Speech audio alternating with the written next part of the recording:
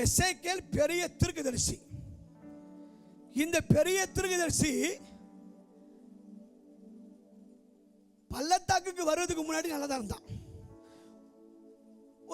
ஒரு ஊழியத்தை செய்யறாரு. கூட நிறைய பேர் டிராவல் பண்றாங்க.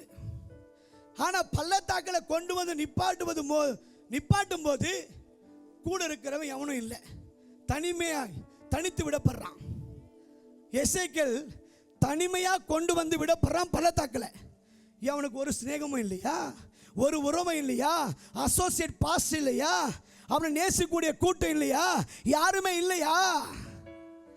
பள்ளத்தாக்கு பணம் இருக்கும்போது, செழிப்பில் இருக்கும்போது கூட ஒரு கூட்டம் இருக்குது. ஆனால் பள்ளத்தாக்கில் இவனை மட்டும்தான் கர்த்தர் கொண்டு வராரு. இன்னைக்கு நிறைய நேரத்தில் கேட்போம், ஆண்டவரே என்ன மட்டும் ஏன் ஆண்டவரே பள்ளத்தாக்கில் அவன் நல்லா இருக்கிறான், அவன் செழிப்பா இருக்கிறான், அவன் சூப்பரா இருக்கிறான், எனக்கு மட்டும் ஏன் இந்த பள்ளத்தாக்கு? ஏன் தெரியுமா? நான் உன்னை நேசிக்கிறேன். அதனால நான் யார் என்பதை காமிக்கணும். அதனால என் மகிமை என்ன என்பதை உனக்கு உணர்த்தணும். அவங்க இருந்தா செட் ஆகாது.